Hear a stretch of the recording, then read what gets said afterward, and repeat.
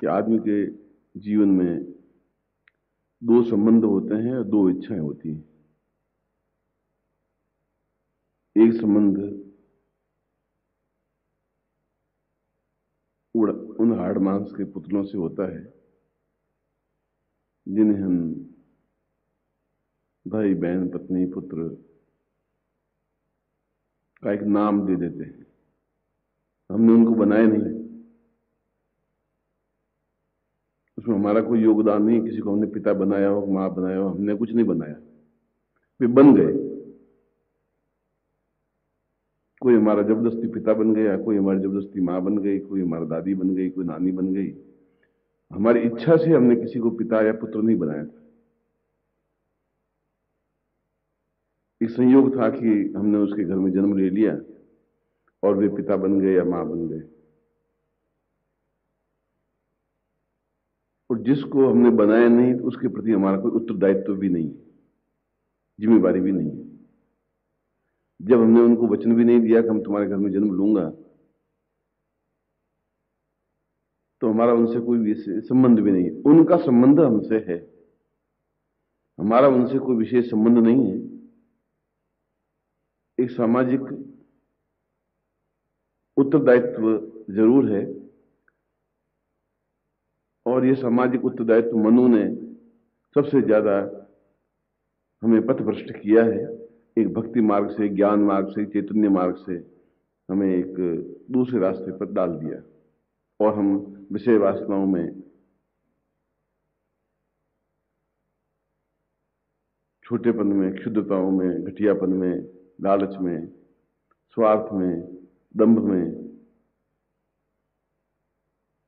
अपने शरीर को, मन को मैला करते रहे, अपवित्र करते रहे। तो यही कारण है कि वह शरीर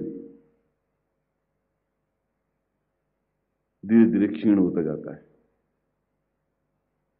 और हम दूसरी गलती, एक गलती तो हमने की नहीं जिसकी सजा हमें भुगतनी पड़ रही है, क्योंकि इसकी वजह से हम उस आनंद से वंचित हो गए जो आनंद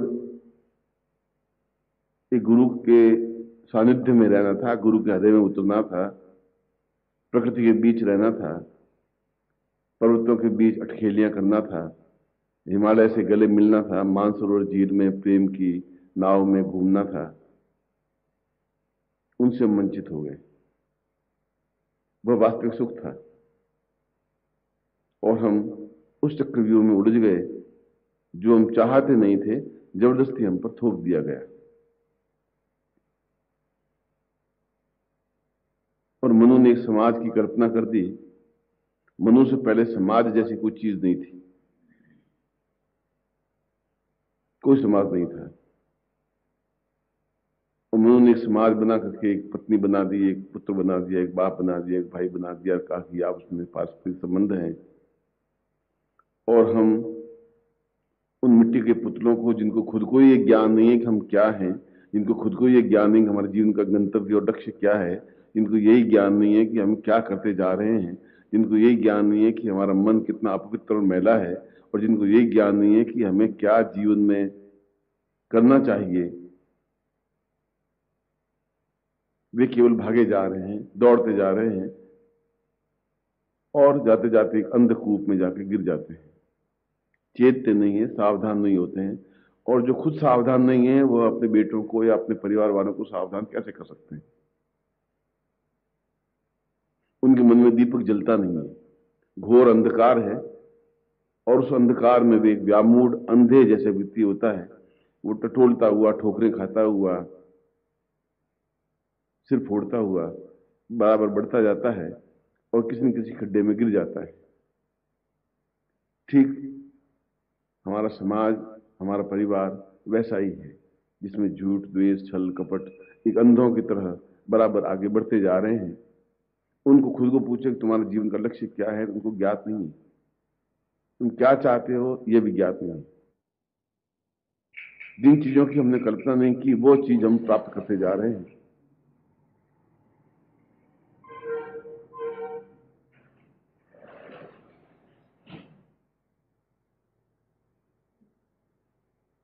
और जीवन का एक दूसरा भाग तब शुरू होता है जब आदमी विवेक पैदा होता है, जब पुण्योदय पैदा होता है, जो कई जन्मों के पुण्य उदय होते हैं, तब एक जीवन में गुरु मिलता है जिनसे हमारा कोई संबंध नहीं होता, जो हमारा माँ बाप भाई बहन संबंधी रिश्तेदार नहीं होता है, मगर फिर भी वह सबसे ज्यादा प्रिय होता है गुरु को अपना शिष्य, शिष्य को अपना गुरु। और वो इसलिए प्रिय होता है कि उनसे एक जुड़ाव होता है, एक आत्मीयता होती है, एक प्रेम होता है। वह एक रास्ता गतिशील कर सकता है, हमें बता सकता है कि हम क्या करें और किस प्रकार से इस अंधेरे में रोशनी की किरण बिखेरे, जीवन को आलोकित कैसे करें, जीवन को उन्नतिशील कैसे करें। और लड़का ने यही किया। उसने कहा कि हम कितना सोना खाएंगे, चांदी कितनी खाएंगे, खा ही नहीं सकते, ऑपरेशन हो जाएगा। हम भोजन कितना करेंगे, 20 रोटी खा नहीं सकते। जब जीवन इतना ही है कि इससे ज्यादा जीवन पचा नहीं सकता, तो हम इसके लिए क्यों भाग रहे हैं? क्या कोई ऐसा क्षण आ सकता है कि हम भूखों मर जाएंगे? ऐसा तो जीवन में क्षण आएगा ही नहीं, क्योंकि संसार में ऐसा कोई पक्षी, मनुष्य तो बहुत अलग बात है, कोई पक्षी रात को भूखा नहीं सोता। ये पक्षी भी भूखे नहीं सो सकते, हम भूखे कहां से सोएंगे? तो रही बात पत्नी की, यह एक मोह है जो शादी नहीं करते हैं। वे सोचते हैं हाय शादी कर लेते तो शायद बहुत कुछ उपलब्धि कर लेते। जिन्होंने शादियां की उनकी उपलब्धियों को आप देख लें। अगर वे महान बन गए हों, हिमालय के शिखर बन गए हों, दिव्य बन गए हों, उदात्त बन गए हों, पूरे भारतवर्ष में उनका नाम हो गया हो, उन्होंने कुछ एक अन्वेषण कर दिया हो, उन्होंने कुछ ऐसी उपलब्धि प्राप्त कर ली हो जिस पर देश गर्व कर सके, तो हम एक ही जगह 2 4 6 शादियां भी कर सकते हैं। हमारे पूरे परिवार में, आसपास वातावरण में, पड़ोसियों में आप देख लें कि क्या किसी ने कुछ प्राप्त किया? मुझे तो रोज जितने मिलते हैं वे सभी इसी बात का रोना रोते हैं कि हम परिवार से दुखी हैं, अपने पिता से दुखी हैं, मां से दुखी हैं, घर से दुखी हैं, अपने आप से दुखी हैं, तनावग्रस्त हैं। ऐसा कोई व्यक्ति मुझे नहीं मिला जिसने कहा कि मैं बहुत सुखी हूं परिवार में रहकर के। तो जहां दुख ही व्याप्त होना है, तो हम दुख के बीज क्यों बोए? वह जीवन नहीं है। अगर जीवन का आनंद लेना है तो एक मस्ती है, एक आलम है, एक गुनगुनाहट है। भौरा कुछ प्राप्त नहीं करता मगर गुनगुन करता हुआ गुनगुनाहट करता रहता है। झरने को कुछ प्राप्त नहीं होता मगर फिर भी वह एक संगीत गाता रहता है। लहरों को कुछ प्राप्त नहीं होता मगर वह फिर भी एक गीत गाती रहती है, क्योंकि उनके कुछ होते नहीं, कोई संबंधी नहीं होते, कोई रिश्तेदार नहीं होते। केवल एक पथ प्रदर्शक होता है, एक रास्ता दिखाने वाला होता है, एक मार्गदर्शक होता है जिसको अपने जीवन में गुरु कहा है। और वह गुरु परीक्षा कब ले लेता है, कैसे ले लेता है, किस प्रकार से ले लेता है, इसका कोई स्कूल नहीं है, क्लास नहीं है, 6 बजे घंटी बजी आप क्लास में बैठे और परीक्षा हॉल में बैठ गए, ऐसा कुछ नहीं है। वह किसी क्षण चलते फिरते उठते बैठते परीक्षा ले लेता है और अपनी सतर्क आंखों से देखता रहता है कि इसके मन में कितने कुतर्क, कुविचार और किस प्रकार से छल छद्म है और किस प्रकार से मुझे हानि पहुंचाने की चेष्टा कर रहे हैं या अपने आप को पथभ्रष्ट कर रहे हैं। जो बोलता कुछ नहीं, उसमें इतनी क्षमता होती है कि भगवान का कठोर दंड उसके ऊपर बहुत जल्दी गिरता ही है, बर्बाद कर देता है उसको। जो जीवन बनाने चला था वह जीवन अपने आप में विनाश कर देता है, समाप्त कर देता है। रोगी, ग्रसित, परिवारहीन और नाना व्याधियों से युक्त। जब हाथ में दीप स्तंभ नहीं है, जब हाथ में दीपक नहीं है, जब हाथ में रोशनी नहीं है, जब हम उस चक्र में उलझते जा रहे हैं जो चक्र हमारा है ही नहीं, वे हमसे एक उम्मीद रखते हैं क्योंकि उनका स्वार्थ है। रोज सैकड़ों बेटे मरते हैं, उनके पीछे वो पागल नहीं होते, 2 4 दिन रोते हैं। रोज सैकड़ों पिता मरते हैं, रोज सैकड़ों माएँ मरती हैं, रोज सैकड़ों पत्नियां मरती हैं, रोज सैकड़ों पति मरते हैं। कौन केस के पीछे समाप्त हुआ, एक भी उदाहरण नहीं है पिछले 200 साल के इतिहास में। और जीवन यथावत गतिशील होता रहता है। तो जीवन का आनंद नहीं है। जीवन का आनंद तो यह प्रातःकालीन एक मधुर संगीत है, जहां पक्षी खुद चहचहाट करते हैं, जहां हवा खुद गुनगुनाहट करती है, जहां पत्ते झूमते हैं, जहां बसंती हवा बहुत कुछ कहती जाती है,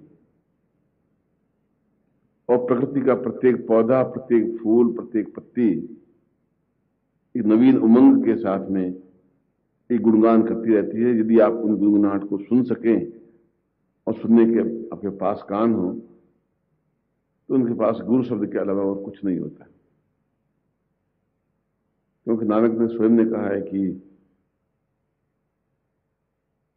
संसार की सब चीजें नाशवान है ही, ये मेरा अनुभव है। केवल गुरु है जो नाशवान नहीं है, कि उसके बाद में फिर एक गुरु है जो कि हमारे अंदर विराजमान है। बाहर का गुरु नहीं है, तो हमारे अंदर का एक गुरु है जो हमें रास्ता बताता रहता है कि ये गलत है। इस गलत रास्ते पर चल के हजारों करोड़ों लोग भटक गए हैं, मिला उनको कुछ नहीं। और जितने उच्च कोटि के वैज्ञानिक, योगी और सन्यासी और साधु, आइंस्टीन और नेपोलियन, अशोक और चंद्रगुप्त जो बने, उन्होंने परिवार का मुंह किया ही नहीं। उन परिवार से अपना कोई संबंध नहीं रखा। उनको ये ज्ञात नहीं था कि मेरी कोई पत्नी है, शादी की, उनको ये ज्ञात नहीं मेरी पत्नी है, एक पुत्र है, एक बंधु है, एक बांधव है। उन्होंने उसके लिए कोई संचय नहीं किया, क्योंकि उनसे उनका कोई संबंध नहीं था, क्योंकि उसके माध्यम से वे उच्चता प्राप्त कर नहीं पाते थे। केवल उच्चता प्राप्त कर पाते हैं अपने अंदर के उस गुरु से, और बड़े सौभाग्यशाली होते हैं जिनको सजीव गुरु मिल पाते हैं। और वे उच्च कोटि के होते हैं जो प्रकृति के संगीत को सुन पाते हैं, जिनका प्रातःकाल गुरु पूजन से प्रारंभ होता है, जिनका शयन काल गुरु पूजन से समाप्त होता है, दिन भर एक मस्ती के खुमारी में रहते हैं,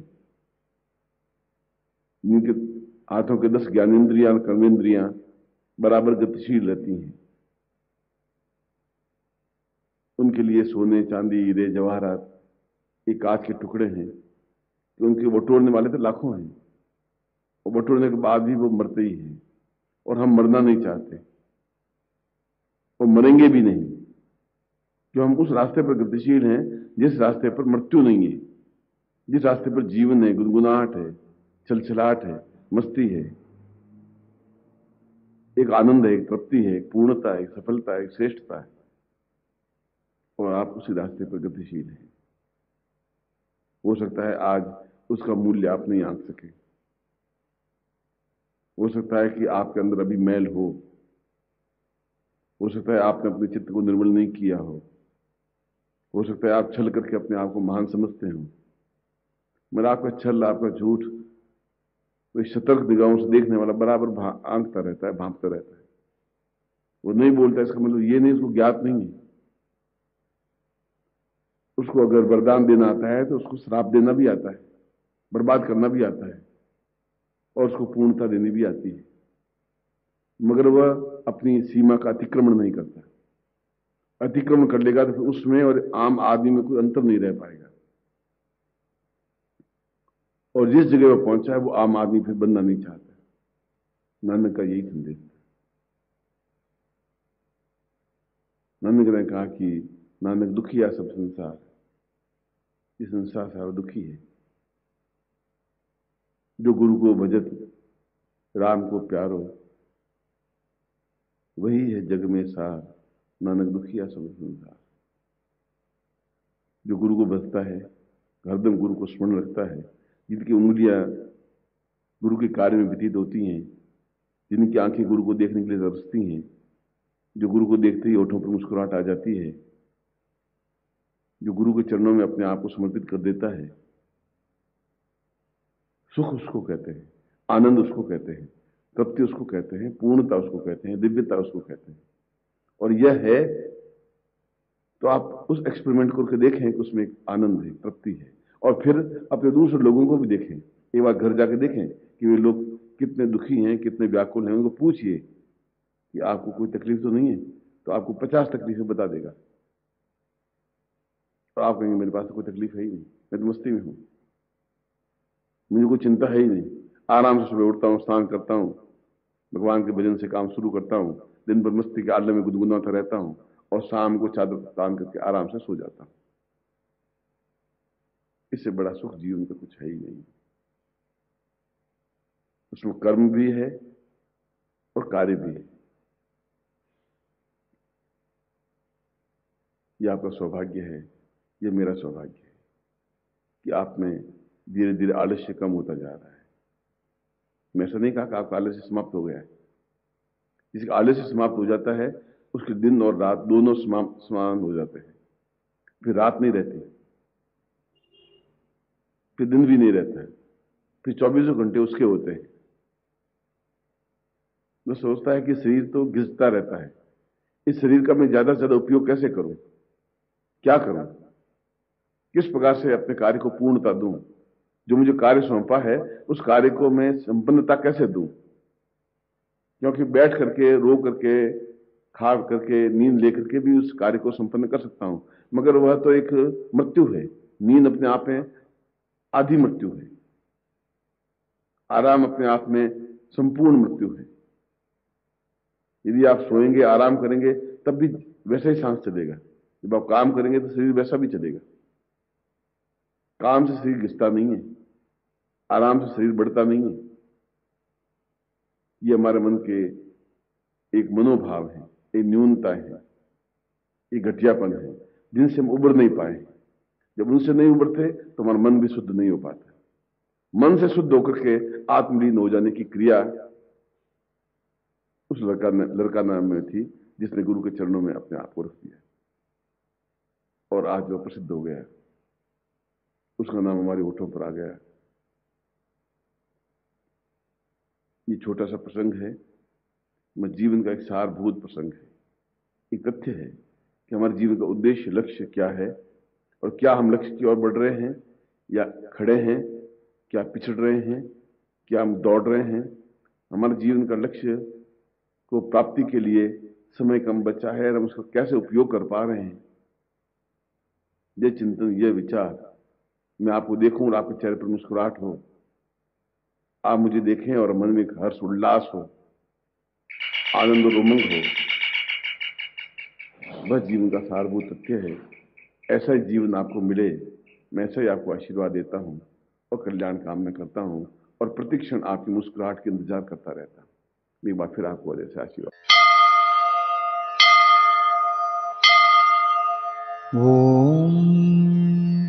आज भूमाष्टमी है और त्रेता युग का प्रारंभ दिवस है। व्यक्ति या शिष्य और गुरु का पारस्परिक संघर्ष पूरे जीवन भर चलता रहता है, क्योंकि गुरु बनने की क्रिया अपने प्रयोगों से या अपने प्रयत्नों से संभव नहीं हो पाती। यह तो कई कई जन्मों के कार्य, पुण्य होते हैं, तो वह व्यक्ति उस पद पर आसीन होता है जिसको गुरु शब्द से संबोधित किया गया है। इसलिए कुछ ग्रंथों को पढ़ लेने से आदमी पंडित बन सकता है, अच्छा प्रवचन देने से एक वक्ता बन सकता है, कथावाचक बन सकता है, अच्छी भीड़ इकट्ठे करने वाले व्यक्ति को एक सभा योजक कह सकते हैं, परंतु गुरु नहीं कहता। रामकृष्ण परमहंस को भी जीवन में गुरु नहीं कहा गया, इसलिए कि उनमें गुरुत्व जैसी कोई चीज थी नहीं। वे काली के उपासक थे और काली को साक्षात भी उन्होंने किया था, मगर फिर भी कहीं पर भी उनका नाम के आगे गुरु शब्द संबोधित नहीं किया गया। ऐसा कहकर के उस महापुरुष के प्रति मैं कोई न्यूनता नहीं बरत रहा हूं, मैं तो केवल इतिहास की पुनरावृत्ति कर रहा हूं। साधक के रूप में वे निश्चय ही श्रेष्ठ थे और पिछले जीवन के कुछ न्यूनताओं की वजह से निश्चय ही वे सिद्धाश्रम के वासी थे और सिद्धाश्रम से ही इस भूभाग पर आए थे। फिर भी उनकी पूर्ण रूप से कुंडलिनी जागृत हुई नहीं थी और कुंडलिनी जागृत नहीं होने की अवस्था में व्यक्ति एक दूसरी अवस्था में पहुंच जाता है। उसको तुरीय अवस्था कहते हैं, उन्माद अवस्था कहते हैं, उन्मत्त अवस्था कहते हैं। और वहां आके कुंडलिनी उनकी रुक गई। इस विवेकानंद भी गुरु नहीं बन सके। रही बात मन की, तो मन में मन शब्द 2 अक्षरों से बना है और मन का मतलब है पारस्परिक संघर्ष। संघर्षो इति मनवेति संघर्षात् मतः पूर्वा दुच्यते भावात्म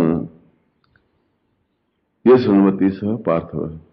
श्री कृष्ण ने 18वें अध्याय में कहा है कि अर्जुन, मैं तुझे समझा रहा हूं कि तुम और कुछ मत कर और तुम और कुछ कर भी नहीं सकता, मगर तुम अपने मन पर नियंत्रण प्राप्त कर ले। और आश्चर्य की बात यह देखिए कि यही श्लोक गीता का 2 अध्याय में भी आया है, यही श्लोक गीता का 18वें अध्याय में भी आया है। एक श्लोक क्या 2 बार कृष्ण ने उच्चारित किए, या कहीं शास्त्र की गलती हो गई है, या गीता में कहीं पुनरावृत्ति हो गई। पुनरावृत्ति तो दोष होता है, कोई शब्द 2 बार तो नहीं आता, 2 बार तो श्लोक नहीं उच्चारित होता।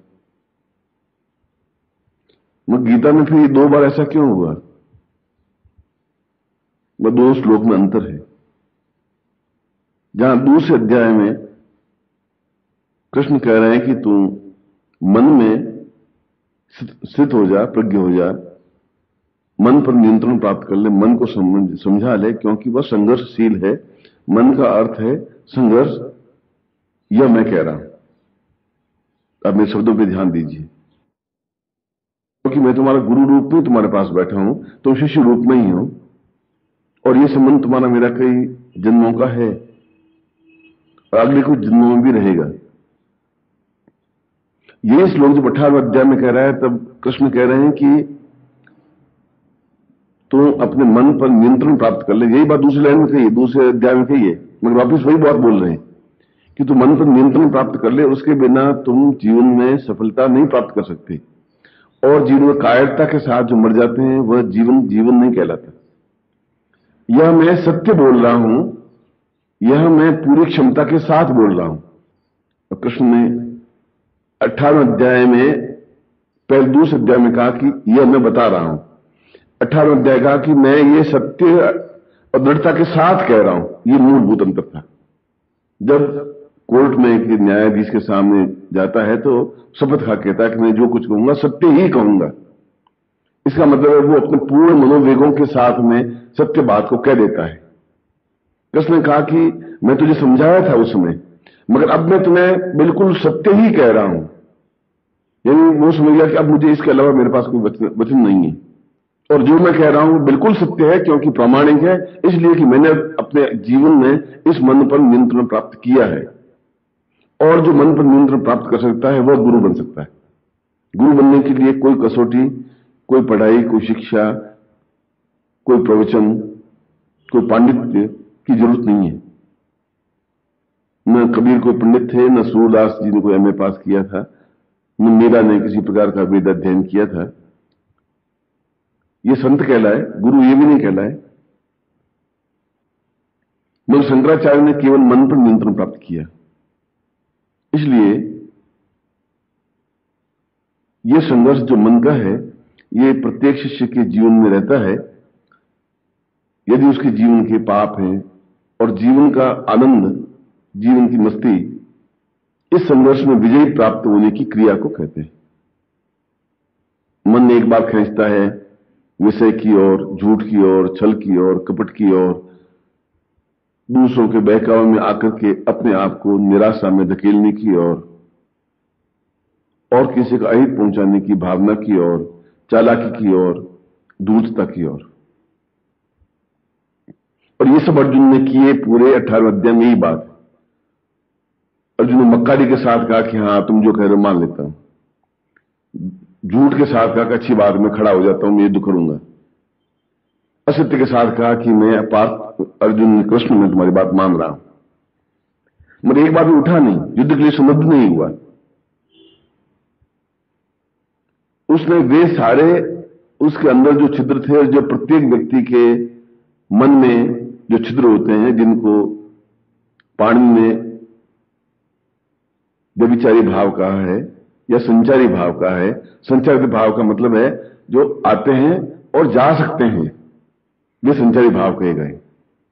और ये 33 संचारी भाव प्रत्येक व्यक्ति के जीवन में होते ही हैं। झूठ, छल, कपट, क्रोध, अहंकार, धोखा देने की प्रवृत्ति, और गुरु प्रयत्न करता है कि ये इनके संचारी भाव जो है मिट जाए। इसके लिए उनको कई तरीके से समझाता भी है, डांटता भी है, डबड़ता भी है, मगर जो मन पर नियंत्रण प्राप्त कर लेता है कि ठीक है, उन्होंने कहा मैं उसकी आज्ञा का पालन करूंगा, मगर मेरा कर्तव्य, मेरा धर्म क्या है यह मुझे करना है। मैं एक व्यक्ति के सामने कम से कम छल नहीं करूंगा। एक व्यक्ति ऐसा है जिसके सामने मैं बिल्कुल अपने आप को नमन कर लूंगा। संसार में एक व्यक्ति ऐसा रखूंगा जहां मैं बिल्कुल मन पर नियंत्रण प्राप्त करता हुआ अपनी बात को स्पष्ट करने की हिम्मत रखूंगा। एक व्यक्ति ऐसा मेरी जिंदगी में होगा जहां सत्य ही बोलूंगा। कम से कम संसार में एक व्यक्ति को ऐसा चुनूंगा। और यह 33 संचारी भावों की जगह एक संचारी भाव जब उसके मन में आ जाता है, वह एक संचारी भाव मन कहलाता है। और ये मन बराबर डावाडोल रहता है। और इस डावाडोल मन की वजह से व्यक्ति एक भटकता रहता है। वह जिंदगी भर शिष्य रहता है या केवल श्रोता बनता है। आप श्रोता हैं या शिष्य हैं, मैं आज की तारीख में कुछ नहीं कर सकता। हो सकता है कि मैं कहूं और आप 15 मिनट बाद भूल जाएंगे, तो आप श्रोता हैं। मैंने कहा और आपने अंदर उतार लिया, तो आप शिष्य हैं। बहुत बारीक रेखा है दोनों के बीच में। और उस गुरु के, जो गुरु और शिष्य के बीच में एक पर्दा सा है, एक आवरण है, एक जीना सा, एक चादर है, उसको माया कहते हैं। माया का मतलब है कि गुरु भी उससे खेलता रहता है, देखता रहता है शिष्य को कि इसके 33 संचारी भावों में से कितने कम हुए। और वो कई तरीकों से उसको उकसाता भी है, देखता भी है, कोशिश भी करता है। और इस प्रकार वह चलते फिरते, उड़ते बैठते किसी विषय में परीक्षा ले लेता है। और शिष्य हर बार भ्रमित होता है और पूरा जीवन उसका भ्रमित अवस्था में बीत जाता है। जैसे राम का, कृष्ण का बीता, जैसे विवेकानंद का बीता, जैसे कबीर का बीता, जैसे सूर का बीता, जैसे तुलसी का बीता। एक भ्रमित अवस्था में बीता है। वे समझ नहीं पाए कि मुझे संत बनना है, ज्ञानी बनना है या गुरु बनना है। संत और विद्वान केवल अपना कल्याण कर सकते हैं। तुलसीदास ने कहा कि मैं अपने मन को संतुष्टि देने के लिए रामचरितमानस की रचना कर रहा हूं। अपने आप को संतुष्टि देने के लिए कर रहा हूं। वह आत्म में जाने की कोशिश करता है, मगर जो अपने आत्मा को, अपने मन को, अपने विचारों को, अपनी व्यापकता को पूरे लाखों लाखों में फैला देता है, वह गुरु होता है। इसलिए 18वें अध्याय में उस गीता में कहना पड़ा कि मैं तुम्हें सत्य कहता हूं, अब जो बोल रहा हूं वो बिल्कुल सत्य है, अब तुम मेरे ऊपर भरोसा कर। अब तुम भरोसा नहीं कर रहा था, पर अब मैं जो बोल रहा हूं उसको तो मान, क्योंकि मैं सत्य ही बोल रहा हूं।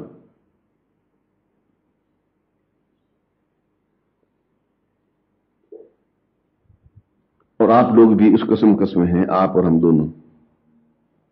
कई बार इसमें गुरु परास्त हो जाता है, कई बार शिष्य परास्त हो जाता है, गुरु भी हार जाता है इसमें, क्योंकि उसकी एक लिमिट वो क्रॉस नहीं कर पाता। वह गला पकड़ के उसको उन संचारी भावों को दूर नहीं कर सकता। वह तो अंदर परिवर्तन होने की क्रिया है। और मन का तात्पर्य है कि मैं न, जहां मेरा अहंकार है, मेरा शरीर, मेरा मन, मेरे प्राण, मेरा सर्वस्व, मेरा धन, मेरा यौवन, मेरा कार्य, यह है ही नहीं, मेरा तो है ही नहीं। जो मेरा नहीं है उसके प्रति मैं मोह कैसे रख सकता हूं? मगर उसके बावजूद भी उसके संस्कार ऐसे होते हैं कि बस होता होता है, सुनता है और वापस उसी पटरी पे चलने लग जाता है। और मैंने आपको, कृष्ण ने अर्जुन को कहा कि तू और किसी की बात मत मान, मगर जीवन में संसार में एक व्यक्ति को तो ऐसा मान ले जिसकी बात तू मान ले। बस तू भीष्म की बात मत मान, तू द्रोणाचार्य की बात मत मान, अपने और किसी की बात मत मान, मां की भी बात मत मान, अपने पिता की भी बात मत मान, मगर कोई तो एक व्यक्ति जिंदगी में खड़ा कर जिसके सामने तू सत्य बोल सके, हिम्मत के साथ अपनी बात कह सके और सत्य ही सत्य उच्चारण कर सके। यह बात भी मैं तुम्हें सत्य ही कह रहा हूं। योमाम पश्यति सर्वत्र। अपने मन को, अपने अहंकार को, अपनी तुम्हारे बीच में पर्दा डालने की कोशिश कर रहा हूं, समझा रहा हूं। आप उसमें बह सकते हैं, क्योंकि तुम लोग गुरु का अनुसरण करते हो, उसके पीछे पीछे चलते हो।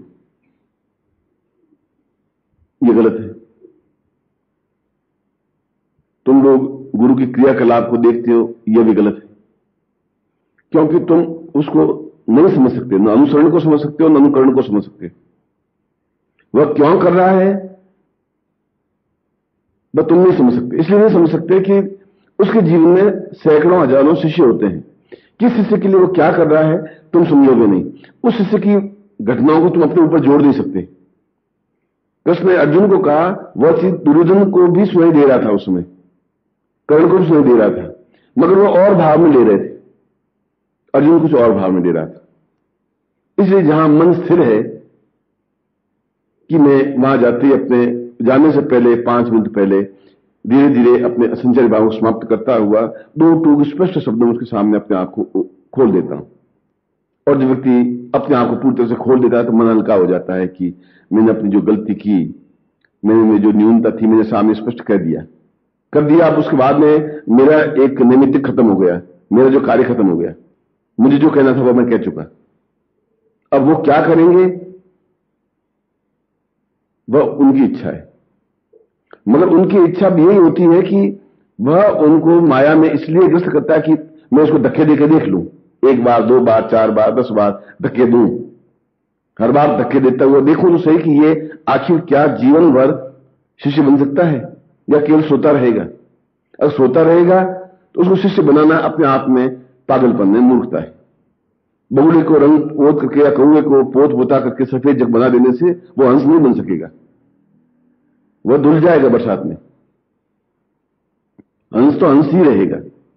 हां, उस हंस को मोती कैसे चुने यह सिखाया जा सकता है, उसको यह सिखाया जा सकता है कि आकाश में कैसे उड़ना चाहिए, या उसको यह सिखाया जा सकता है कि मांस में डुबकी कैसे लगानी चाहिए।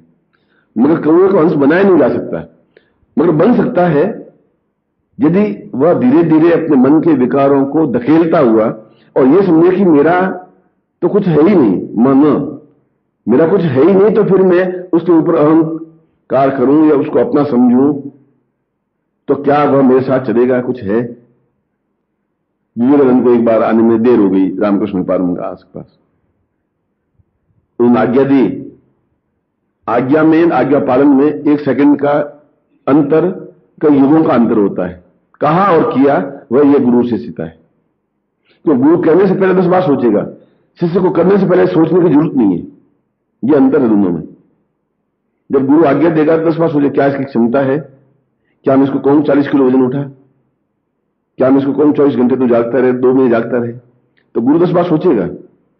इसलिए 10 बार सोचने के बाद 11वीं बार वो आज्ञा देगा, और शिष्य 1 सेकंड भी देर कर दी तो शिष्य नहीं रह पाएगा। और विवेकानंद ने आने में 5 मिनट लगा दिए।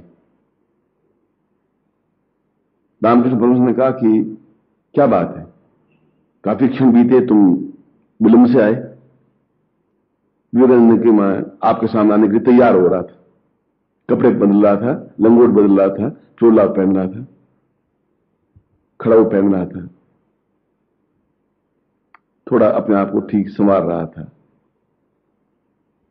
उसने कहा कि जब तुम मृत्यु की ओर जाओगे, जब मौत के आगोश में जाओगे, तब भी तुम पूरी तरह से तैयारी करोगे, अपने आप को सजाओगे, खड़ाऊ पहनोगे, फिर उस समय फिर चोला ढंग से बदलोगे, फिर मुंह को वापस धोओगे, फिर केस को संवारोगे, तैयारी होने के बाद जाओगे। वह तो एक क्षण के लिए तुम एकदम से रवाना होना पड़ेगा तुम्हें। जब मृत्यु के पास जाने के लिए एक क्षण की भी विलंब नहीं कर सकोगे, तुम्हारे हाथ में नहीं रहेगा, तो उस आज्ञा का पालन में भी तुम्हारे 5 मिनट फिर कैसे लगे? ये मन की अवस्था होती है। और मन की अवस्था में फिर काम, क्रोध, लोभ, मोह, अहंकार, ये विकार होते हैं, ये दुष्प्रवृत्तियां होती हैं। और ये व्यक्ति शिष्य को गुरु में समर्पित होने देते ही नहीं। अर्जुन अंतिम क्षण तक भी समर्पित नहीं हो पाया, आज्ञा पालन तो किया, समर्पित नहीं हो पाया, पूर्णता प्राप्त नहीं कर पाया। और आखिर मृत्यु के बाद में न वो राज्य कर पाया ढंग से, और न ढंग से मृत्यु को प्राप्त कर पाया, और न सिद्धाश्रम में जा पाया। ये ऐसा क्यों हुआ?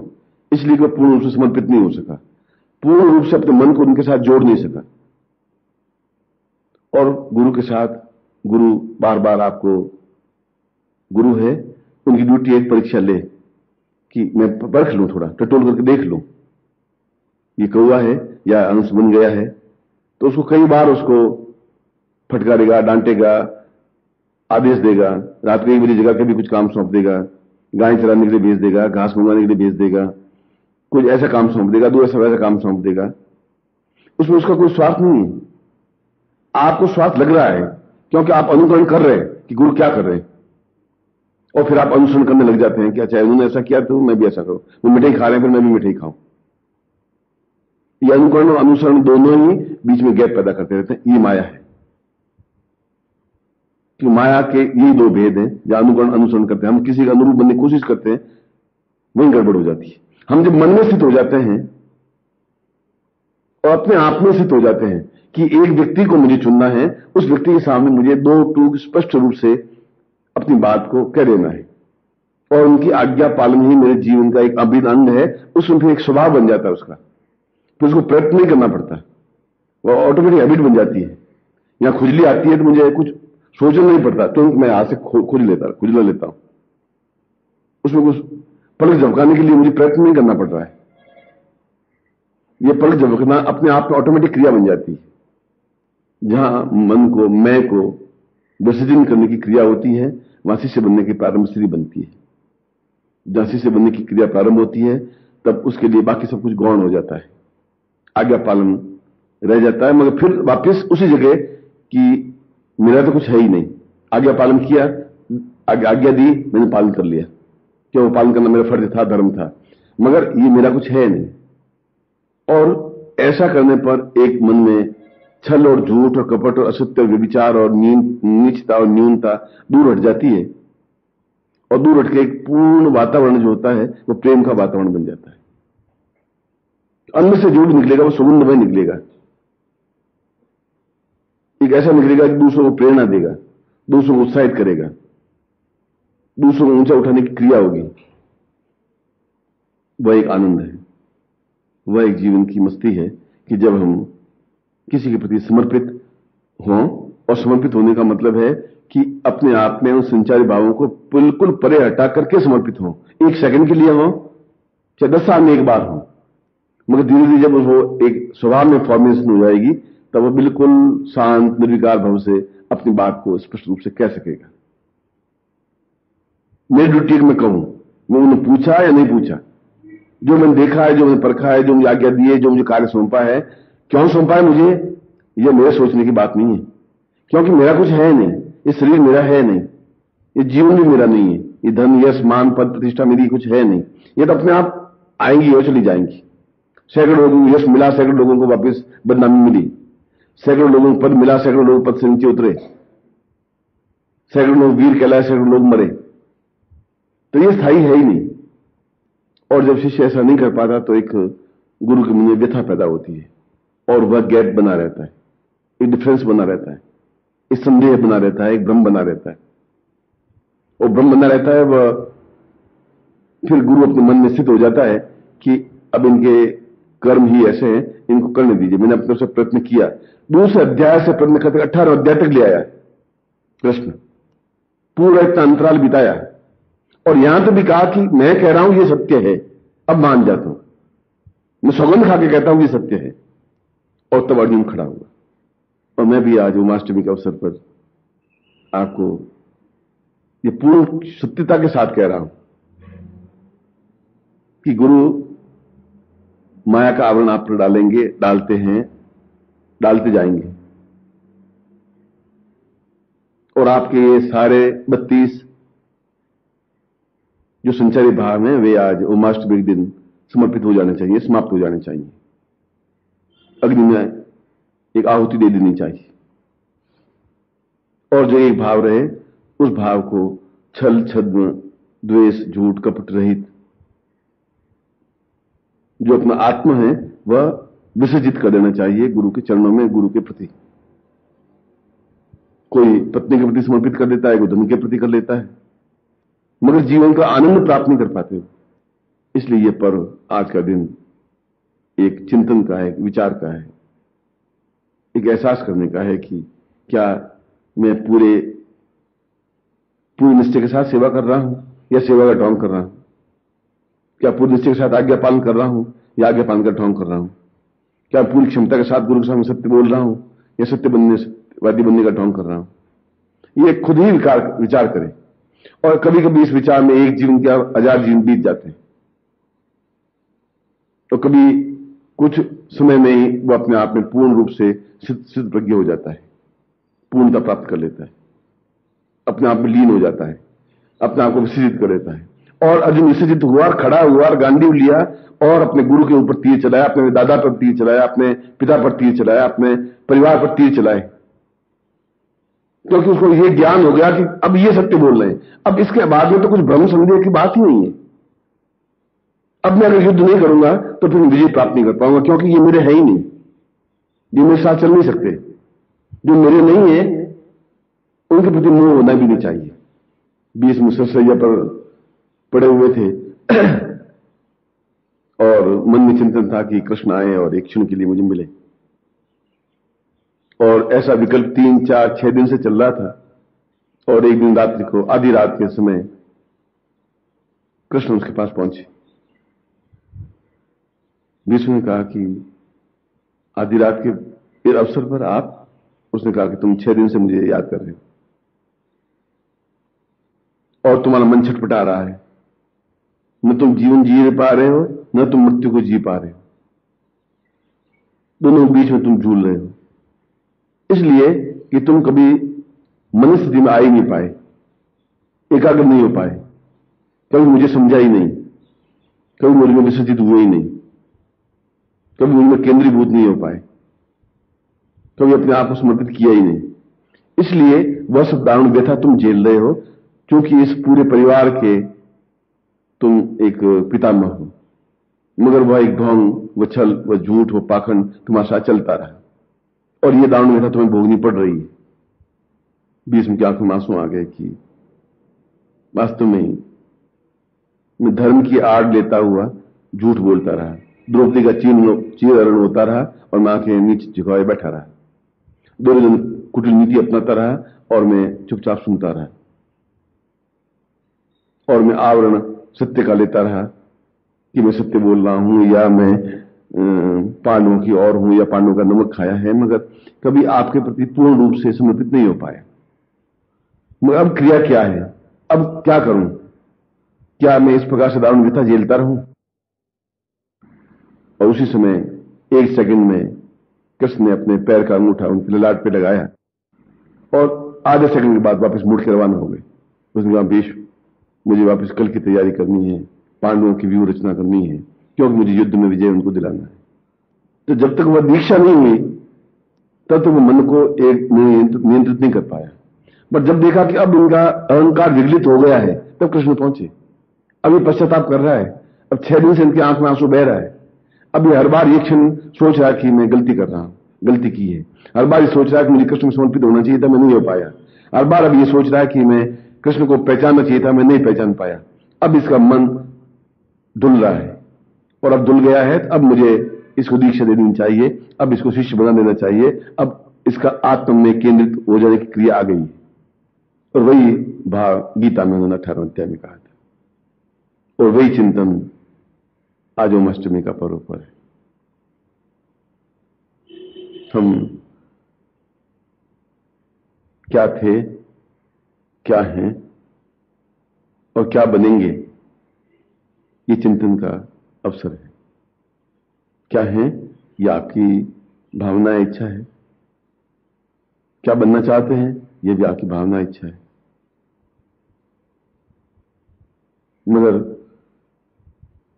यदि मेरी आंखों के सामने ही आप, जो कि अत्यंत कठिन है, मन पर नियंत्रण प्राप्त करके ये सोच लें कि बाकी सब कुछ व्यर्थ है, वो नहीं होगा तभी चलेगा। पद है और नहीं है तभी चलेगा, पद था तभी चलेगा, पद नहीं होगा तब भी चलेगा। धन था तभी चलेगा, तो धन नहीं था तब भी चलेगा। चलेगा तो सही, मैं आनंद की अनुभूतियां नहीं हो पाएंगी, उस आनंद का आस्वादन नहीं कर पाएंगे। ऐसा आनंद का आप आस्वादन करें, और मां जगदंबा आप में एक मातृवत स्नेह देती हुई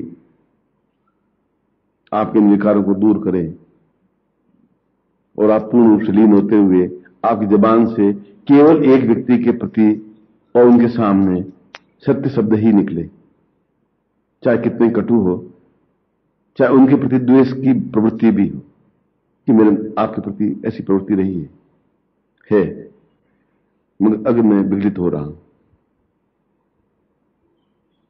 अब मैं अपने आप में बहुत पश्चाताप कर रहा हूं। जिस क्षण ऐसा शुरू हो जाता है, और जब आंसुओं के द्वारा ये सब संचार भाव जुड़ने लग जाते हैं, तब कृष्ण अपने पैर के अंगूठे से उसको स्पर्श कर पाते हैं। तब वह अपने आप में पूर्णता प्राप्त कर पाता है, तब वह अपने आप में सीधा समझा पाता है, तब वह जीवन का आनंद ले पाता है। और यह संदेश ओमाष्टमी का है, और अपने आप के सारे अहंकार, झूठ, छल, कपट को समर्पित करते हुए, वो में जलाते हुए अपने स्थितप्रज्ञ हों, और पूर्ण क्षमता के साथ कार्य करते हुए एहसास कर सके कि किसी व्यक्ति के संपर्क में ये व्यक्तित्व था। मैं आपको ऐसे आशीर्वाद देता हूं। इस प्रभात में आपको ऐसी कामना करता हूं कि जीवन आपका नहीं है, मेरे पास गिरवी रखा हुआ है। ये श्वास आपकी नहीं है, मेरे पास गिरवी रखी हुई है। ये जीवन आपका नहीं है, मेरे पास गिरवी रखी हुई है, मगर गिरवी रखी हुई है, मेरी नहीं है। और गिरवी रखी हुई चीज वापस ली जा सकती है, और गिरवी रखने के पर सेठ भी उसको स्वीकार नहीं, अपना धन नहीं मानता। इसलिए आपका जीवन मेरे पास गिरवी रखा जरूर है, मगर मेरा है नहीं वह, और वह मेरा हो जाए, मैं ऐसा ही आपसे उम्मीद करता हूं, ऐसे ही आपको आशीर्वाद देता हूं कि आप अपने आप में पूर्णता के साथ एक गुरु में लीन हो जाएं।